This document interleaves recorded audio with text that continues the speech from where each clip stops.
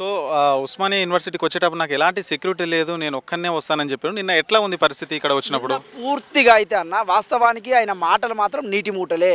నేను ఇంతకుముందు ఆగస్టు 25 తారీఖు వచ్చినప్పుడు ఒక్క పోలీస్ లేకుండా నేను ఉస్మాన్ యూనివర్సిటీకి వస్తాను, డీజీపీకి ఇక్కడికి వెళ్ళి ఆర్డర్ ఇస్తా అని చెప్పిండు. కానీ నిన్న దాదాపు 2000 మంది సెక్యూరిటీని పెట్టుకొని నిజంగా చదువుకునే విద్యార్థులను కూడా సమావేశానికి అలౌట్ చేయలేకపోయారు వాళ్ళు. అంటే విద్యార్థులతో ముఖాముఖి ఏర్పాటు చేస్తున్నాడు, విద్యార్థులతో నేను మాట్లాడుతా అన్నాడు, విద్యార్థులు వస్తే ప్రశ్నిస్తే నేను వాళ్ళకి సమాధానం చెప్తా అన్నాడు. కానీ ప్రశ్నించడం కాదు కదా, మేము జాబ్ క్యాలెండర్ అని వెనకాల నుంచి మాట్లాడుతుంటే కనీసం మా మాట పట్టించుకోకుండా ఆయన దిగి వెళ్ళిపోయిన చరిత్ర ఆయనకు ఉన్నది.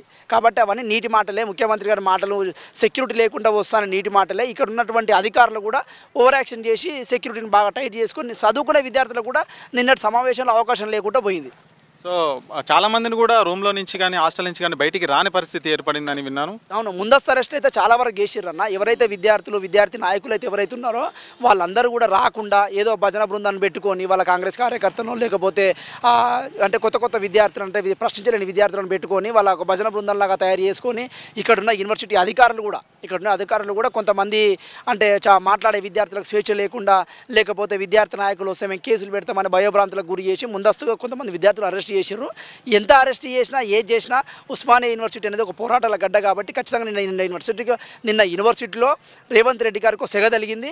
ఇంకోసారి యూనివర్సిటీకి రావాలంటే కూడా భయం పుట్టే విధంగా కూడా యూనివర్సిటీ విద్యార్థులు నిరసన తెలియజేసినాం.